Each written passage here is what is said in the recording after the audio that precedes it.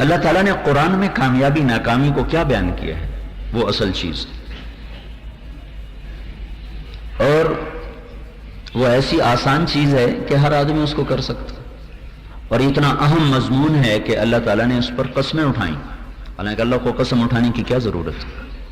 وَمَنْ أَصْدَقُ مِنَ اللَّهِ قِيلًا، اللہ فرماتے میری بات تو سب سے زیادہ سچی ہے۔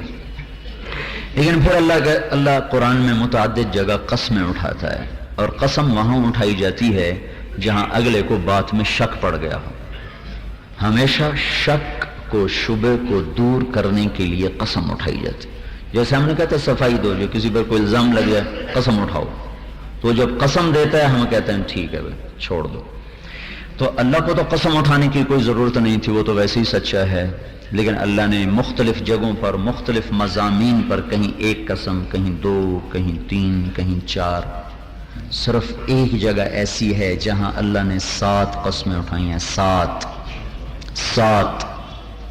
قسمیں۔ اس کا تو ویسے ہی بول کافی ہے 6 جائے کہ قسم، اور قسم بھی 7، اور یہ 7 قسمیں کس پر اٹھائی ہیں؟ کامیاب کون ہے، ناکام کون ہے۔ وہ کہتا مجھے سورج کی قسم، چاند کی قسم، دن کی قسم، رات کی قسم، آسمان کی قسم، زمین کی قسم، تیرے جان کی قسم، یہ اوپر نیچے اللہ 7 قسمیں اٹھا کے پھر بتاتا ہے کامیاب کون ہے، ناکام کون ہے۔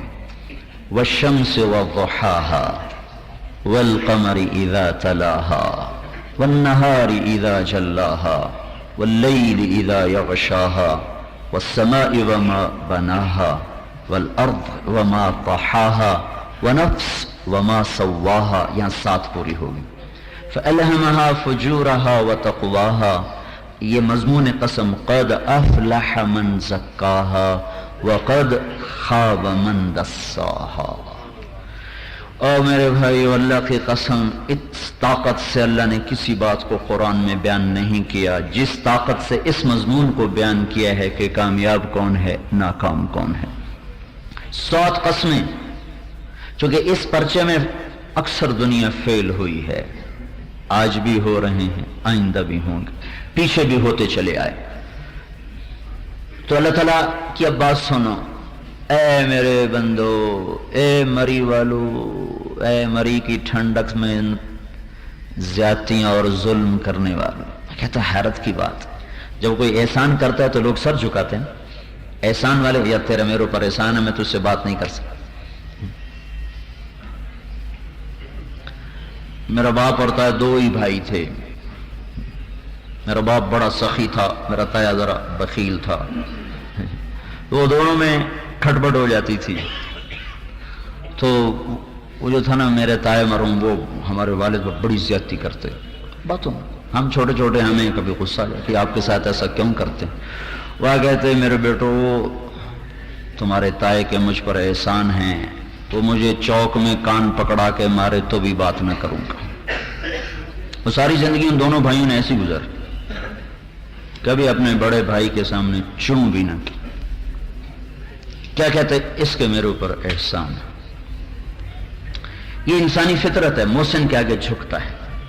صرف ایک اللہ ہے جس کو ہم اکڑتے ہیں۔ اس نے ہواؤں کو ٹھنڈا کیا، اس نے پہاڑوں کو سرسبز کیا، اس نے جھرنوں اور چشموں کو جاری کیا، آبشاروں کو گرایا، ندی نالوں کو بہایا، کہ ہم اس کا شکر ادا کریں۔ وہ سارا مجمع مری میں گناہ کرنے آ جاتا، اللہ ماشاءاللہ 5 انگلیاں برابر تو نہیں، پر مری کے پہاڑوں میں ان 2 مہینوں میں وہ گناہ ہوتے ہیں کہ اگر مری کی زمین میں اپنے لگام ہاتھ میں ہوتی تو یہ کب کی پھٹ کے سب کو لپیٹ میں لے جاتے، نیک و بد سب اس کے اندر ہوتے، یہ پہاڑ ریزہ ریزہ ہو جاتے۔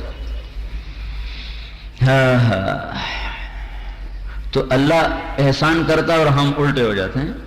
مخلوق احسان کرے تو ہم سر جھکاتے ہیں، اللہ احسان کرتا ہم دلیر ہو جاتے۔ اس نے جوانی دی، ہم نے تباہی میں گزار دی۔ اس نے کان دیے، ہم نے گانے سننے پہ لگا دی۔ اس نے آنکھیں دی، ہم نے عورتوں کو دیکھنے پہ لگا دی۔ اس نے زبان دی، ہم نے گالیوں پہ چلا دی۔ اس نے طاقت دی، ہم نے ظلم پہ لگا دی۔ اور اس کے باوجود وہ کہتا ہے اچھا چلو تیری توبہ کا انتظار کر رہا ہوں، کبھی تو توبہ کرے گا، پکڑ گا، فوراً نہیں پکڑتا۔ تو اے میرے بندو، والشمس، مجھے اس سورج کی قسم، وضحاها، اور اس کی روشنی کی قسم، والقمر اذا تلاہا، مجھے اس چاند کی قسم جو پیچھے آتا ہے، والنہار اذا جلاہا، مجھے دن کی قسم، واللیل اذا یغشاہا، مجھے رات کی قسم، والسماء وما بناہا، یہاں اللہ خود شامل ہو گیا، مجھے آسمان کی قسم اور آسمان کے بنانے والے رب کی قسم، اب اپنے آپ کو بھی بیچ میں شامل کیا، والارض وما طحاہا، مجھے اس دھرتی کی قسم اور دھرتی کے بنانے والے رب کی قسم، ونفس وما سواہا، مجھے تمہاری جان کی قسم اور تمہارے جان کے بنانے والے رب کی قسم، 7 قسمیں، بیچ کا جملہ چھوڑ کے اگلا ترجمہ، قد افلح من زکاہا، او میری بات پہ اعتبار کرو، میں تو بے قسم کے بھی سچا تھا، میں 7 قسم کھا کے کہہ رہا ہوں، جس نے اس وجود کو نیکیوں سے پاک کر لیا وہ ہے کامیاب۔ وقد خواب من دساہا، جس نے اس وجود کو زنا، شراب، جوئے، جھوٹ، فریب، دھوکہ، بے پردگی، آوارگی، موسیقی، ناچ گانا، جس نے اس وجود کو ان گناہوں میں ڈبو دیا وہ ہے ناکام۔ وقد خواب من دساہا، ڈبو دیا، ڈوب گیا، یہ مضمون ہے اور اس پر 7 قسمیں ہیں۔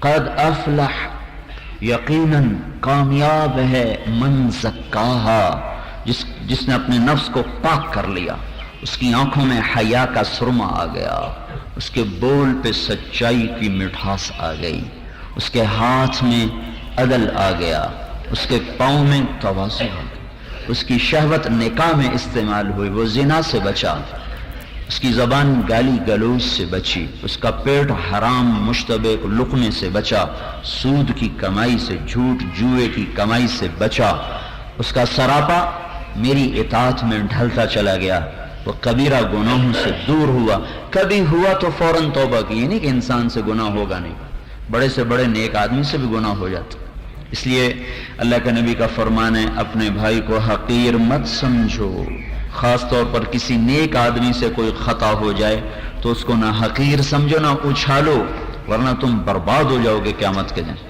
کیا پتہ وہ توبہ کر کے اللہ کو منا چکا ہو اور ہم اس کا گڈا باندھ کے قیامت کے دن خود ذلیل و رسوا ہو جائیں۔ تو قد افلح من زکاہا، جس نے اپنے آپ کو پاک کر لیا نیکیاں کر کے، جیسے ہمیں جمعے کی تیاری، غسل کیا، کپڑے بدلے، جسم پاک ہو گیا، پانی بہایا، جسم پاک، لیکن میرے بھائیو اندر کی جو پاکیزگی ہے وہ اس پانی سے نہیں ہے، وہ اللہ کی اطاعت سے ہے، جس کا پہلا بیج ایمان ہے، لا الہ الا اللہ۔ لا الہ الا اللہ اگر دل میں نہیں ہے تو ساری دنیا کے سمندر بھی اس کو نہیں دھو سکتے، دنیا کا سب سے ناپاک وجود کافر ہوتا ہے، جس دل میں لا الہ الا اللہ نہیں وہ سب سے ناپاک وجود ہے، جس دل میں لا الہ الا اللہ اتر گیا یہ ان کے مقابلے میں سب سے پاک وجود ہے۔